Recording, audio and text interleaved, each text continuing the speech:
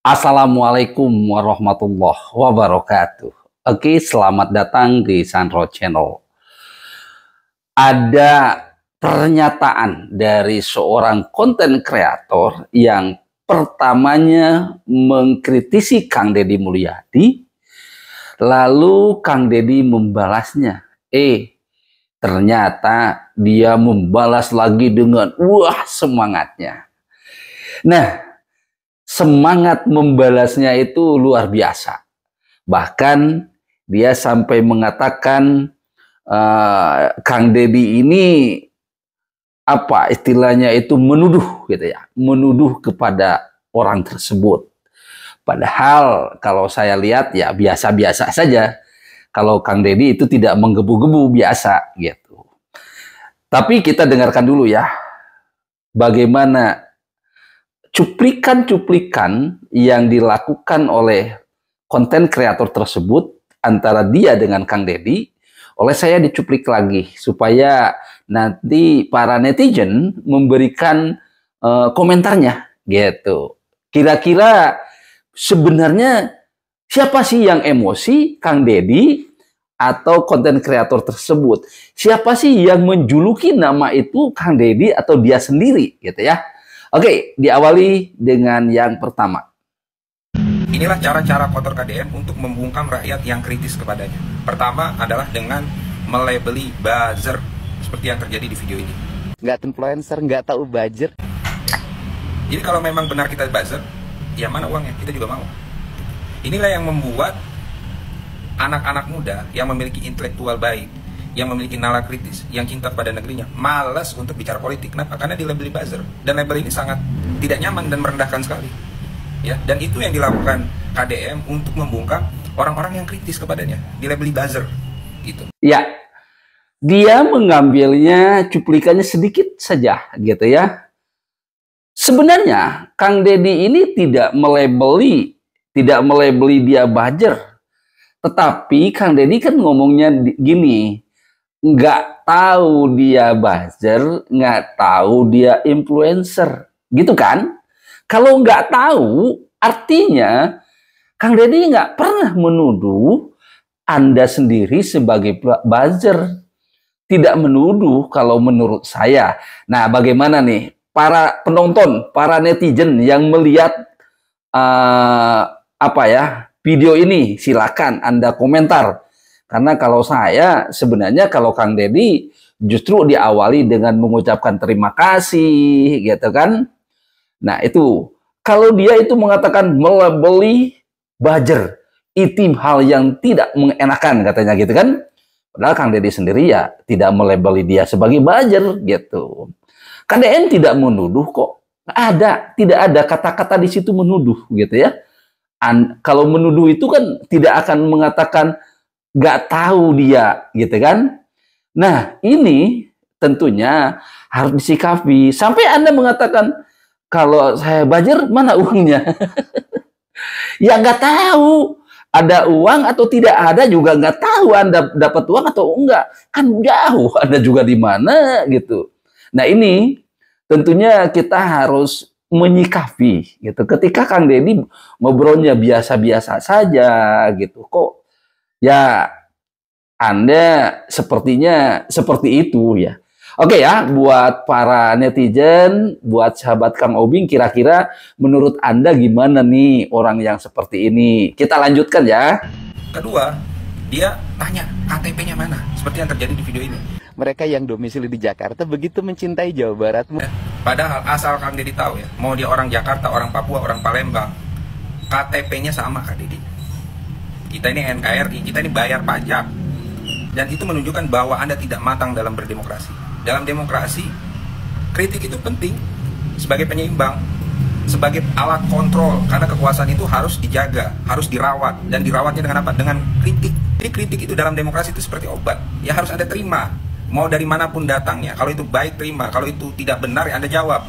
Bukan kemudian Anda bungkam dengan cara, kamu orang mana? Kemudian Aduh. Kan Kang Deddy bilangnya nggak gitu. Nanti saya video Kang Deddy-nya saya disampaikan di belakang ya buat teman-teman. Kang Deddy itu cuma ya ternyata orang Jakarta, ya mungkin pingin pindah juga ke Jabar kan gitu. Nuduh nggak? Di mana KTP-nya? Kenapa? Nggak jadi masalah. Justru ya silakan, bahkan dari awal ucapan terima kasih atas otokritiknya gitu kan. Nggak jadi masalah, silakan. Bapak mau mengkritisi Kang Deddy silahkan gitu kan. Nah, tapi kenapa kok jadi seperti ini gitu? Waduh. Bukan berarti Kang Deddy ini mau apa ya, mau membungkam Anda, enggak, silahkan aja. Cuma mungkin ini sebagai apa ya, wajar, satu hal yang wajar, atau yang namanya orang dikritisi lalu menjawab ya wajar gitu. Kok kalau Kang Deddy harus dikritisi gitu ketika Anda ada jawaban kok seperti ini gitu jawab baliknya gitu. Ya inilah yang belum dewasa itu siapa, yang belum matang itu yang mana gitu kan. Nah, itu pertanyaan kan. Kalau Anda mengatakan Kang Deddy ini belum matang gitu ya, belum benar demokrasinya, ya silakan aja Anda tunjuk-tunjuk seperti ini juga nggak apa-apa. Cuma mungkin nanti netizen ini akan bertanya-tanya, yang belum matang itu siapa nih? Nih teman-teman ya yang melihat video ini, coba Anda evaluasi. Yang belum matang itu siapa? Kang Deddy atau orang ini gitu kan? Kalau Kang Deddy kan dari mulai wakil bupati, anggota DPRD, terus anggota DPR. Wah, itu kan pengalamannya udah luar biasa. Matangan mana sih gitu, matangan mana gitu. Makanya kan langkahnya juga bagus gitu. Terus kan sekarang menjabat gubernur gitu, disebut belum matang, ya mangga lah gitu. Cuma tetap warga Jawa Barat seneng dengan Kang Deddy gitu, karena Kang Deddy terbuka, benar-benar terbuka dan pro rakyat. Oke, yang selanjutnya. Kemudian yang terakhir ini yang baru saja terjadi kepada diri saya. Tanpa ada penjelasan yang konkret, dia melabeli orang yang kritik itu sebagai penyebar hoax. Dasar hukum yang memadai, tidak menyebar berita yang hoax. Dan itu adalah cara-cara KDM untuk melemahkan mental orang-orang yang mengkritiknya itu. Tiba-tiba aja dia menyebutkan, saya menyebarkan hoax. Tanpa ada penjelasan di mana saya menyebarkan hoax itu. Bahkan kalau Anda lihat 2 atau 3 video terakhir saya itu isinya fansnya KDM semua itu. Mereka pun tidak bisa menjelaskan di mana saya menyebarkan hoax. Dan pertanyaannya, apakah dengan cara-cara kotor seperti itu kita akan berhenti untuk mengkritik? Ya jawabannya tidak. Kita akan terus melakukan kritik kepada siapapun.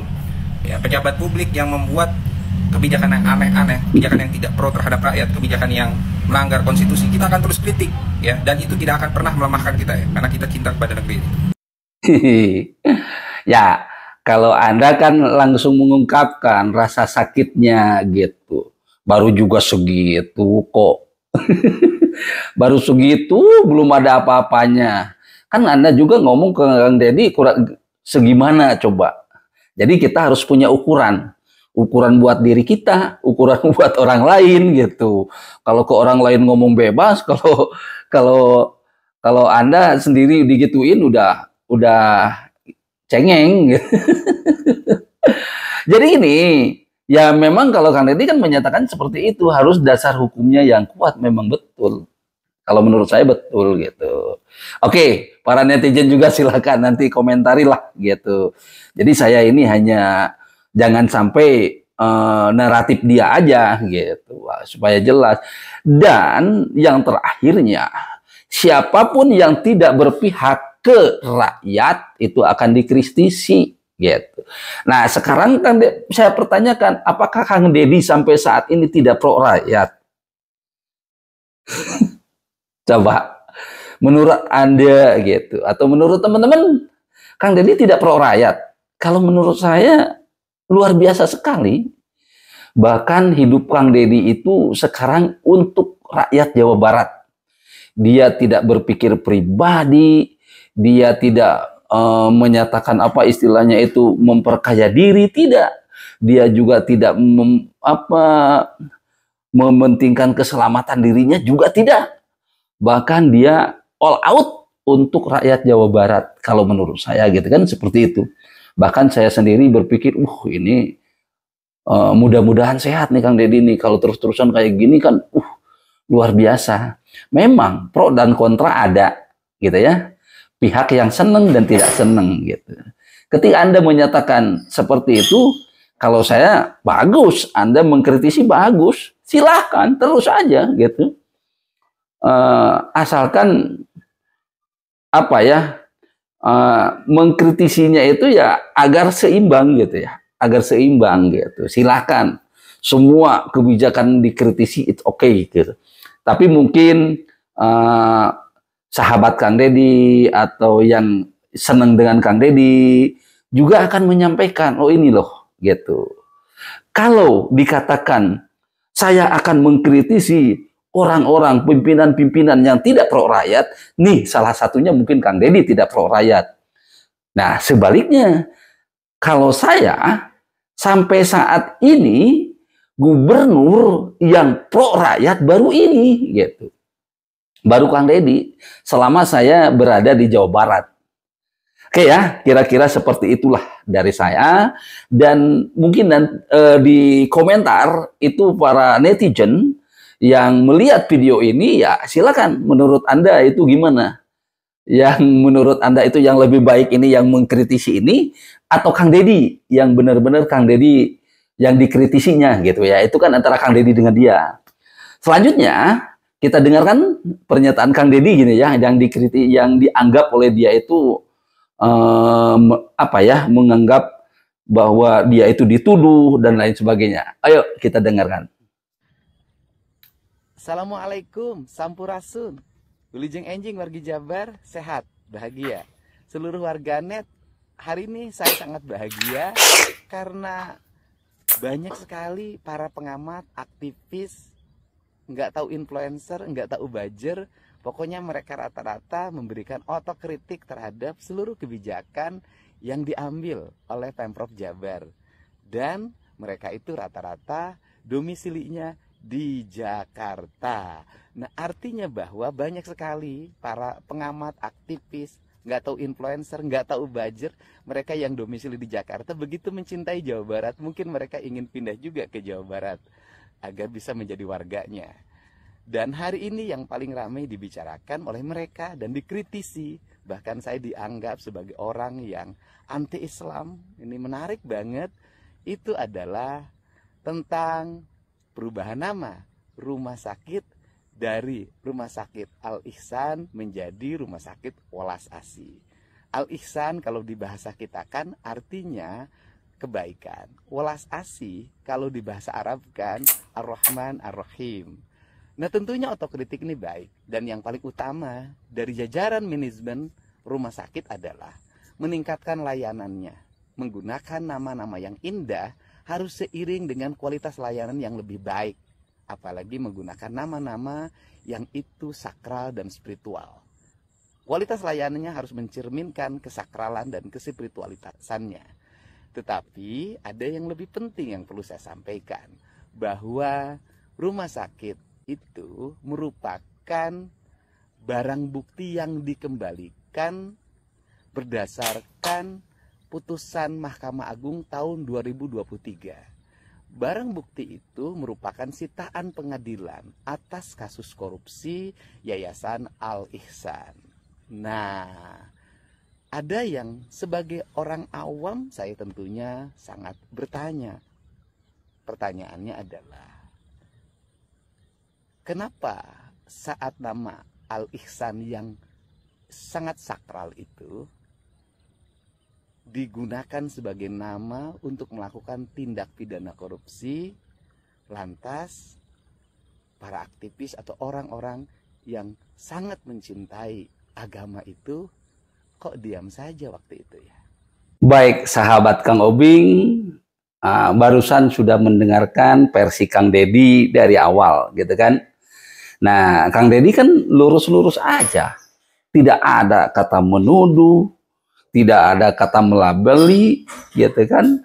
Nah, ini hanya perasaan abang aja, mungkin yang seperti itu ya.